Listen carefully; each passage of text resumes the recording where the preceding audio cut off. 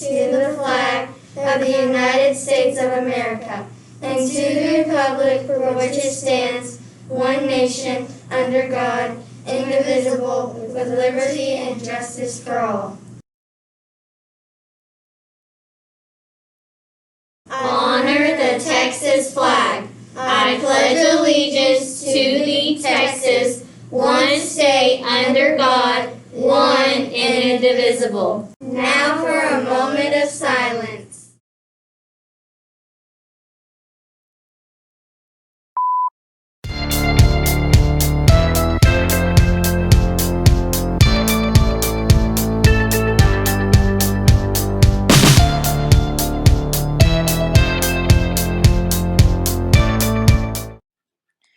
Wild About Books by Judy Sierra, illustrated by Mark Brown.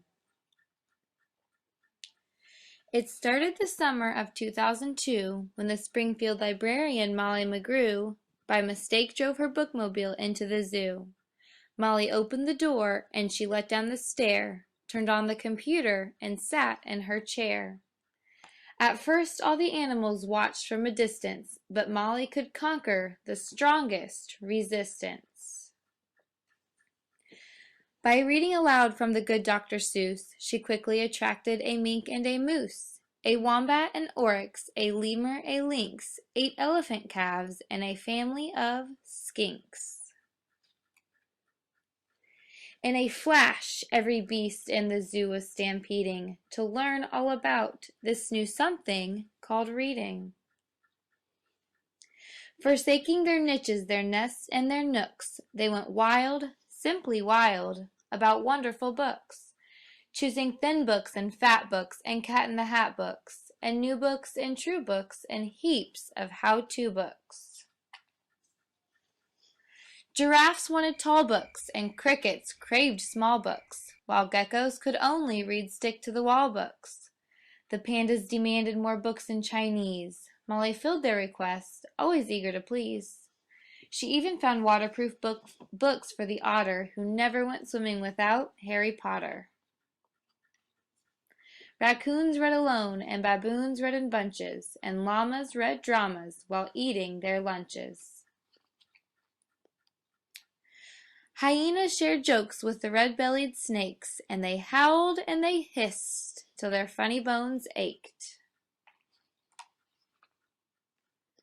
A tree kangaroo, who adored Nancy Drew, began solving mysteries right there at the zoo, such as, why were the bandicoots' books overdue?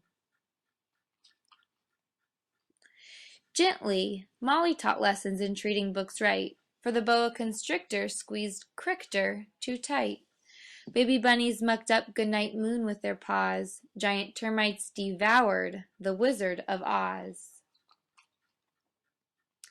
And Bear's love of books was completely outrageous. They licked all the pictures right off of the pages.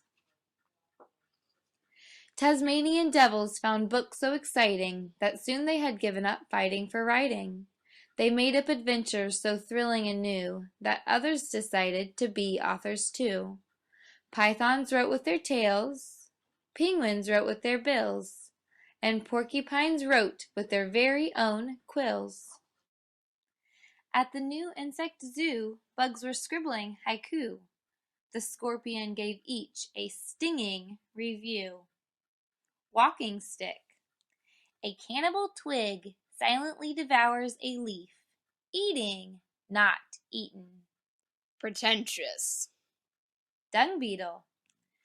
Roll a ball of dung. Any kind of poo will do. Baby beetle bed. Stinks. Millipede. I dig for treasures in my enchanted castle. A rotten apple. Boring. Giant hissing cockroach. Hiss, hiss, hiss, hiss, hiss. Hiss, hiss, hiss, hiss, hiss, hiss, hiss. Hiss, hiss, hiss, hiss, hiss.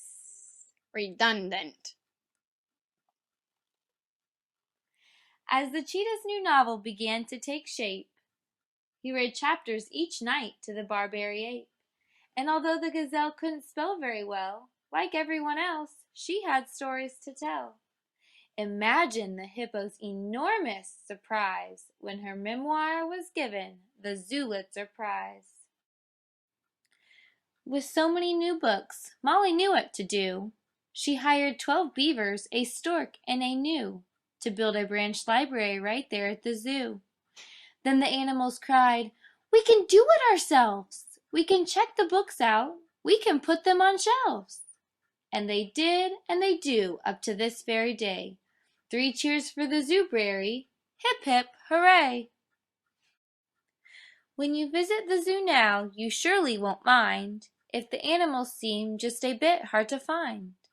They are snug in their niches, their nests and their nooks, going wild, simply wild, about wonderful books.